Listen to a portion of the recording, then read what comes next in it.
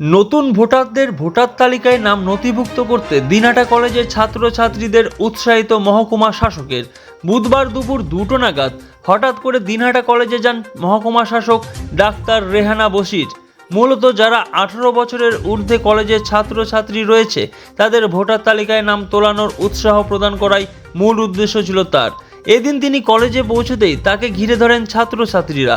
কলেজে পৌঁছে ছাত্রছাত্রীদের ভোটার তালিকায় নাম সংযোজনের জন্য উৎসাহ প্রদান করায় খুশি হয়ে যায় কলেজ কর্তৃপক্ষ এবং তার সাথে সেখানে উপস্থিত ছিলেন দিনহাটা কলেজের অধ্যক্ষ ডক্টর আব্দুল আওয়াল সহ কলেজের অন্যান্য অধ্যাপকেরা। ভোটার তালিকায় নতুন করে নাম তোলার ক্ষেত্রে দিনহাটা কলেজে প্রশাসনের পক্ষ থেকে একটি ক্যাম্পের ব্যবস্থা করা হয় এদিন। সেই কাজ কেমন চলছে সেটা দেখতে হঠাৎই মহকুমা শাসক পৌঁছে যান দিনহাটা কলেজে। এরপরই কথা বলেন ছাত্রছাত্রীদের সাথে এবং তাদের ভোটার তালিকায় নাম তোলানোর জন্য উৎসাহ দান করেন।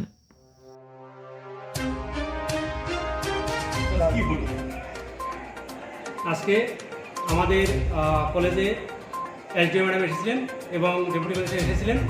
গতকালকে এসডিও ম্যাডাম আমাকে একটি বার্তা দেন যে মেয়েদের যাদের ভোটার আইডি কার্ড হয়নি তাদের ভোটার আইডি কার্ড সম্বন্ধে সজাগতা একটা অ্যাওয়ারনেস প্রোগ্রাম কলেজে করা হবে এবং তাদের ভোটার আইডি কার্ড বানিয়ে দেওয়ার প্রসেস করা হবে কলেজে।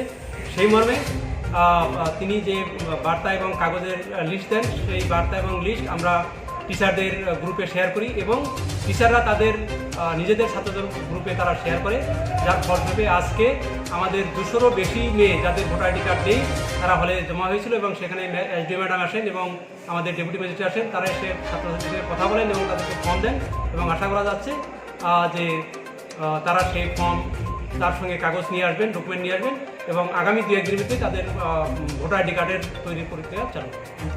তাদেরকে কি যে সমস্ত স্টুডেন্ট রয়েছেন তাদেরকে কাগজপত্র কি কলেজ থেকে কি জমা করবেন? না, তারা কাগজটা তারা নিজে নিয়ে আসবেন।